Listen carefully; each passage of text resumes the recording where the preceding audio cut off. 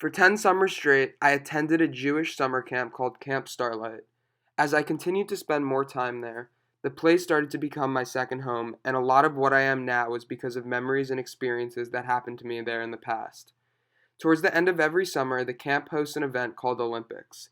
Every kid in the camp, boys and girls, are separated into two teams, blue and white, and for a week compete against each other in all different types of sporting events, along with some other general events as well.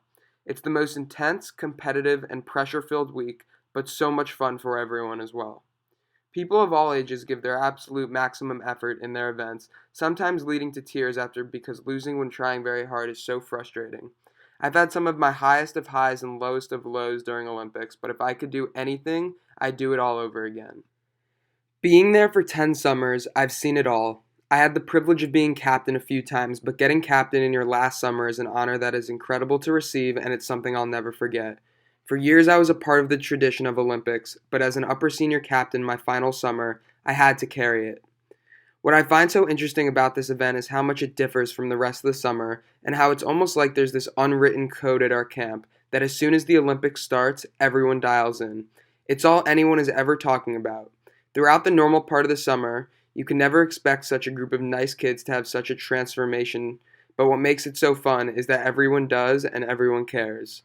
Scott Beagle, a former counselor of mine who died heroically in the Stoneman Douglas school shooting in Parkland, once said to me, any event that's created always has the potential to be really exciting. It just happens when everyone takes it seriously.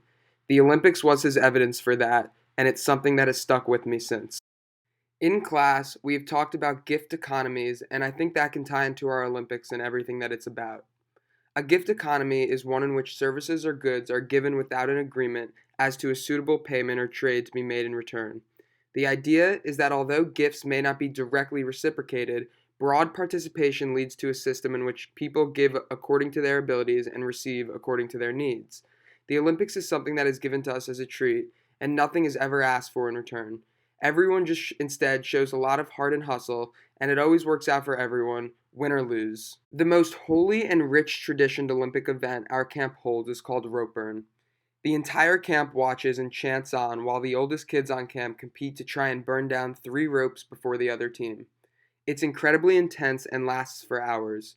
My last summer, I was in the pit helping build the fire. The competition lasted 2 hours, and unfortunately, we lost, but winning and losing is not what defines this competition. The term hierophany is something that we have also focused on in class, and it's a manifestation of the sacred. Every camper grows up just dreaming to be a part of rope burn, even though they have no idea what it's like. All they know is that it's special.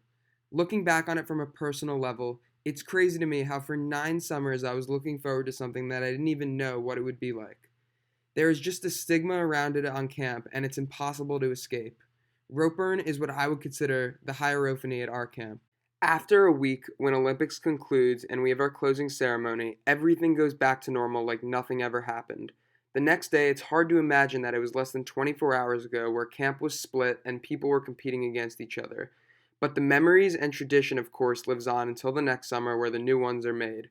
I'll never forget my time as a camper in Olympics, as I learned so much through my successes and failures that I still hold on strong with me today.